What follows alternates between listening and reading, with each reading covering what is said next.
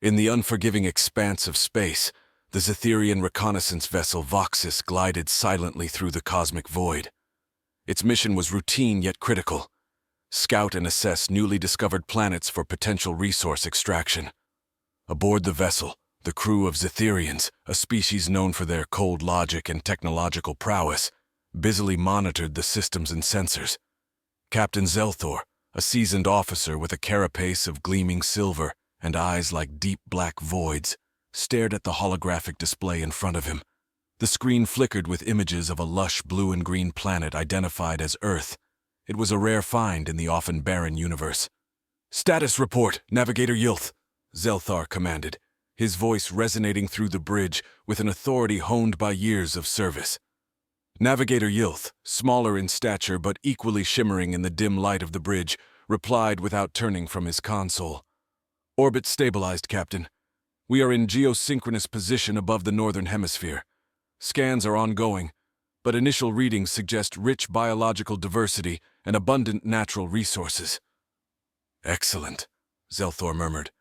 His mandibles twitched slightly, a sign of anticipation. "Prepare for a deeper scan. I want a full analysis of the dominant species and their technological level."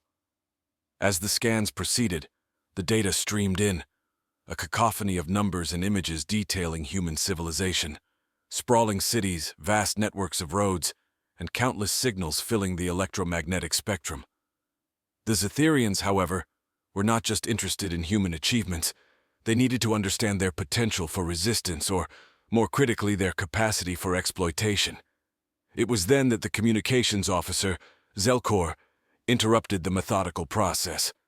"Captain, you need to see this," he said, his voice unusually tense. He gestured towards a particular stream of data on his screen. What appeared were images captured from a remote region of the Earth. Children, human children, engaged in what looked like play, unaware of the alien eyes observing them. Zelthor's interest piqued. "Zoom in on that area. Enhancer now," he ordered. The images clarified, showing a group of human children chasing a spherical object across a field. Their laughter, though silent in the vacuum of space, seemed almost palpable through the visual feed. "Why are these images flagged, Zelkor?" Zelthor inquired, puzzled. Zelkor's voice was grave. "Initial behavior analysis models suggest a high emotional and social value placed on offspring by adult humans. Killing or harming young can provoke extreme psychological and possibly militaristic reactions." Zelthor pondered the implications. The Zetherians had encountered many species, few of which showed such disproportionate reactions to threats against their young. This could be a vital strategic factor. "Keep monitoring these humans, especially the young. I want a full behavioral report by the end of this cycle. Any aggression must be calculated and precise," Zelthor decided. As the Voxus continued its surveillance, the atmosphere aboard the Voxus grew tense as the crew delved deeper into their surveillance mission. The peculiar human reaction to threats against their young had intrigued and slightly unnerved Captain Zelthor. If the humans were as primitive as initial scans suggested, their emotional responses should not have posed any real threat. Yet, history had taught the Zetherians that underestimating one's opponent was a fatal flaw. Zelthor summoned his senior officers to the strategy room. "We need to understand this protective instinct further," he stated firmly. "Are there similar cases in the databanks where such reactions have led to significant resistance?" Subcommander Trelkor, responsible for historical analysis, responded, "Yes, Captain. There are precedents. The Draxians, though technologically inferior, managed to inflict severe losses on explorers from Zalnax due to similar dynamics. Emotional ties made them unpredictable and dangerously resourceful." "Then we proceed with caution," Zelthor concluded. "Gather more data. I want non-intrusive scans, particularly on how these humans organize their search efforts. There might be something to learn from their tactics." Back on Earth, the small village near the forest was a hive of activity. Emily's disappearance had rallied the community like never before. Her father, Michael, a former military officer, coordinated search parties, combining his tactical acumen with the villagers' local knowledge. "We'll start with the woods," Michael instructed, pointing to a map laid out on the hood of his truck. She knows these areas. She could be hiding, thinking this is a game. The villagers nodded, their faces set in grim determination. They split into groups, each equipped with flashlights and radios, as night began to fall. Unknown to them, their every move was being monitored from the stars. On the Voxus, Zelkor watched the search efforts with interest. "They're organizing quickly, much faster than expected," he observed. "Their patterns are almost militaristic." "Record everything," Zelthor commanded. "We need to learn how to counteract this should we ever need to." The night wore on, and the search parties combed through the forest, calling out for Emily, their voices echoing through the trees. Meanwhile, in the orbiting vessel, the Zetherian scans inadvertently caused a slight but noticeable electromagnetic disturbance. It was minor, but enough for a local amateur radio enthusiast to detect. Curious about the anomaly, the hobbyist Greg began tracking the signal. His interest peaked as he noticed its non-terrestrial origin. "This is something big," Greg murmured to himself, adjusting his equipment to get a clearer reading. As the sun rose, the villagers returned, weary and disheartened, but Michael remained resolute. "We go again as soon as we regroup," he declared, his voice hoarse from a night spent calling his daughter's name. Back on the Voxus, Zelthor reviewed the night's findings. The humans' resilience was impressive. "They do not relent, even in the face of negligible odds," he mused. "This could be more troublesome than we anticipated." Subcommander Trelkor looked up from his console, a hint of concern in his eyes. "Captain, if these humans can detect our scans, it could escalate beyond a simple rescue mission for them. We may need to prepare for an encounter." Zelthor considered this, his mind racing with strategic possibilities. "Keep monitoring their communications. Any mention of our activities, and we take immediate action." As the tension in the village mounted as the sun set again without any sign of Emily, Michael, weary but undeterred, organized a third night of searching. This time, they expanded the search area and enlisted the help of drones, hoping to cover more ground with their thermal imaging cameras. The villagers, fueled by a mix of desperation and community spirit, continued to rally together, their spirits buoyed by the collective effort. In orbit, the Voxes had become a silent observer, its crew meticulously recording every move made on the ground. The data was intriguing. The human capacity for collective action was unexpectedly sophisticated.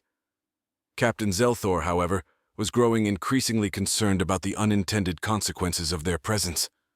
The electromagnetic disturbances caused by their scans were minor, but could not be entirely masked from the more observant humans. Greg, the amateur radio enthusiast, had not only noticed these disturbances, but had begun to piece together their implications. He connected with a network of other amateur operators across the globe, sharing data and theories. "It's consistent, always over the same area," he noted during a live chat. "This isn't random interference. It's directed, intelligent." Meanwhile, aboard the Voxes, a debate ensued among the crew. "We are influencing their behavior," Subcommander Trelkor noted, his voice tinged with a mix of fascination and concern. "Our presence is becoming an active element in their search strategy." Navigator Yilth chimed in. "They're adapting faster than our models predicted. This species is resilient, not merely in a physical sense, but intellectually and socially." Zelthor weighed his options. A direct intervention was risky and against their initial protocols, but the ongoing observation had already stirred the waters. Enhance our cloaking frequencies, minimize our footprint, and prepare a contingency plan. We may need to make direct contact if this escalates further. Back on Earth, as the search parties prepared to head out again, Greg's breakthrough came. His setup captured a clear, anomalous signal, a pattern hidden within the noise. With mounting excitement, he broadcast his findings to his network. "There's something out there, and I think it's watching us." His message caught the attention of a clandestine group within the government, a small unit specializing in extraterrestrial activities. They had been monitoring the situation quietly, aware of the potential for non-human involvement. Seeing Greg's broadcast, they decided it was time to intervene. Agent Lara Stone, a member of the unit, contacted Greg directly. "Your findings have been noted. We need to discuss your observations in a secure environment," she informed him. Her tone was calm, but her words carried an urgency that made it clear this was no ordinary call. As the villagers set out into the darkness again, Michael leading them with a mix of hope and dread, high above them, the Vox's crew observed and recalibrated their approach.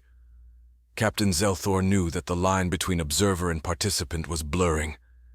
In the quiet of his command center, Zelthor watched the humans gather, their lights flickering like fireflies in the vast darkness. Keep a close eye on all communications. Any direct reference to our activities must be reported immediately, he ordered.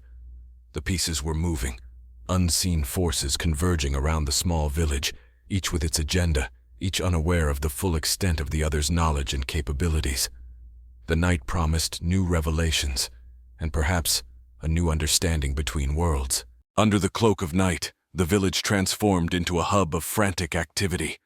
The drone operators, with their eyes glued to the thermal screens, coordinated closely with the ground teams.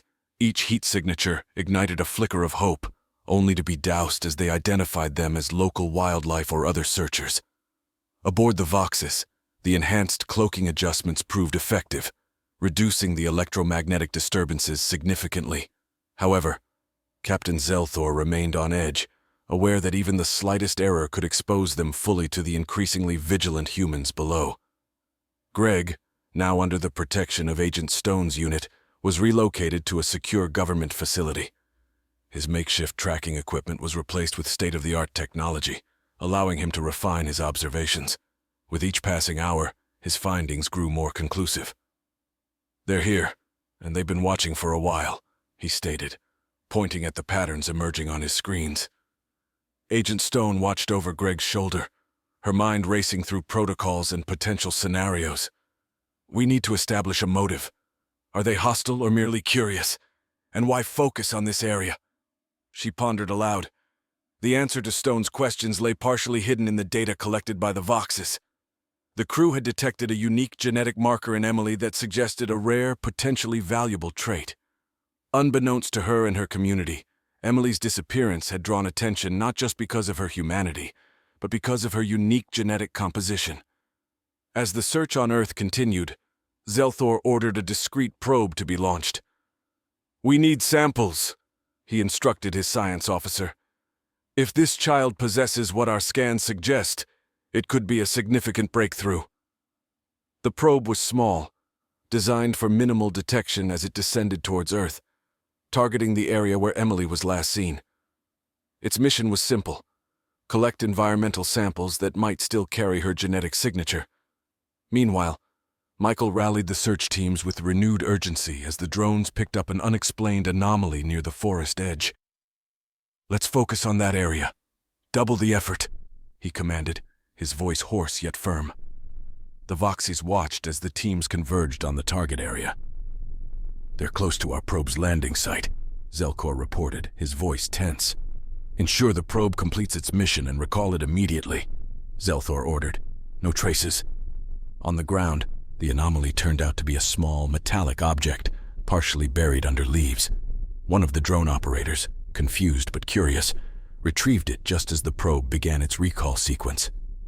"Got something weird here," the operator radioed in, holding up the object for the camera drone to see. It was unlike anything they had seen, smooth, with a composition not matching any known human-made material. As Greg continued his monitoring, he noticed a sudden spike in the signal. "They're active right now. This is real time," he alerted Agent Stone. "Coordinate with the search teams. They might have stumbled upon something critical," Stone responded, her voice laced with both excitement and concern. Back aboard the Voxes, the probe's mission was only partially successful. It had gathered some data, but the unexpected human interaction jeopardized the operation. "Prepare for possible containment breach," Zelthor commanded, considering their next moves carefully. As dawn approached, both sides, human and alien, found themselves. The retrieval of the unidentified object by the search team catalyzed a flurry of activity. Michael, holding the metallic device, felt a mix of awe and fear. It was clearly advanced, beyond anything terrestrial. He immediately contacted the makeshift command center they had established in the village hall.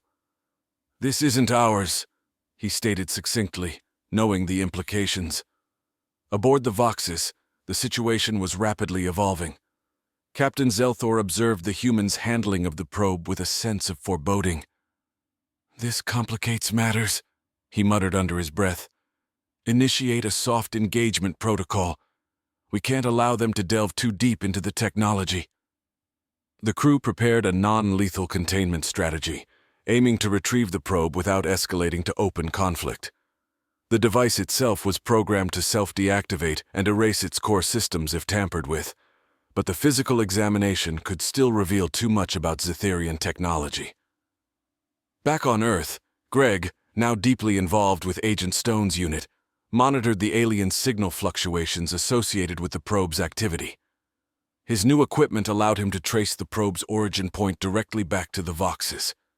"They're panicking," Greg deduced, his fingers flying over the controls. Agent Stone coordinated with federal forces, advising extreme caution. "We're potentially dealing with a civilization that's far beyond our own in terms of technology. Contain and secure the site, but do not engage aggressively," she instructed over the secure line. Michael and the search teams were soon joined by a rapid deployment unit, armed and trained for unconventional threats. The unit secured the area around the village hall, where the object was being analyzed by their makeshift team of local engineers and the curious drone operator who had found it. As the Voxies prepared for a possible intervention, a subtle communication link opened between Captain Zelthor and his superior back on their home planet. "We might need to expedite the extraction," Zelthor explained the situation, his voice reflecting the urgency of the predicament. The decision came swiftly and decisively. "Engage only if absolutely necessary. Minimize any direct conflict. Our objective remains scientific, not combative," the superior instructed, his directive clear. On Earth, as the first light of dawn broke, the Federal Unit's tech team worked to decipher the function of the alien probe without activating any of its potential self-destruct mechanisms. Their efforts were meticulous, guided by the urgency to understand without triggering a possibly catastrophic response. Simultaneously, the Voxus deployed a small, agile recovery drone, designed to blend in with the night sky, barely visible to the naked eye. It approached the village silently, its mission to recover or neutralize the probe discretipant. The tension in the air was palpable, as both sides edged toward a silent standoff, neither willing to make the first openly aggressive move. Michael, standing outside the village hall, looked up at as the recovery drone hovered invisibly above the village hall, its sensors fixated on the probe. The situation on the ground reached a critical juncture. Michael, alongside the rapid deployment team, awaited any signs of further anomalies, their eyes scanning the early morning horizon. Inside the village hall, the tech team made a breakthrough. One of the engineers, a young prodigy named Elena, noticed a pattern in the device's material composition. "It's reacting to our scans," she reported, her voice a mix of excitement and caution. "It seems to be powered down, but there's a residual energy signature that's active." The Voxus crew monitored these developments closely. Captain Zelthor, realizing the probe's secrets were perilously close to being uncovered, made a decisive call. "Initiate contact protocol. We can't risk them breaking the encryption. It's time they knew we are here." A gentle hum filled the air around the village hall, initially imperceptible to the human ear but quickly escalating into a soft, pulsating whir. The recovery drone, upon receiving Zelthor's command, shifted from its stealth mode and descended toward the ground, its form becoming faintly visible as the first rays of sunlight touched its metallic surface. The sight of the drone sparked immediate alarm among the human forces. They trained their weapons on this new, visible threat. But Michael, sensing a pivotal moment, held up his hand. "Wait, let's see what it does." The drone landed gracefully in front of the village hall, and as it did, a panel slid open, revealing a communication device. A holographic projection flickered to life, and the figure of Captain Zelthor appeared before the humans. "Earthlings," the hologram began, Zelthor's voice now resonating with a calm authority. "I am Captain Zelthor of the Zetherian vessel Voxus. We have been observing your planet. Our mission is scientific, not hostile. The disappearance of the child was an unintended consequence of our surveillance. We are prepared to assist in her recovery." The crowd reacted with a mix of awe and suspicion. Michael stepped forward, his voice steady. "Why should we trust you? And how can you help us find Emily? Our technologies are advanced. We can scan areas you cannot, detect life signatures beyond your capability," Zelthor explained. "Let this be the beginning of a cooperative relationship." Agent Stone, having been quickly briefed on the situation, interjected. "We require proof of your intentions. Help us find the child, and perhaps we can discuss further." Zelthor nodded, understanding the human's need for trust. "Agreed. We will provide you with the necessary data to locate her. In exchange, we ask for the return of our probe, unharmed." As the negotiations took place, Greg, still at the command center, monitored the signals. He noticed a new frequency being transmitted from the Voxus, data flowing directly to the search team's devices. They're sending something. Coordinates and... it's a heat signature, matching a small human. Armed with this new information, the search teams rapidly mobilized, heading towards the coordinates provided by the Zetherian.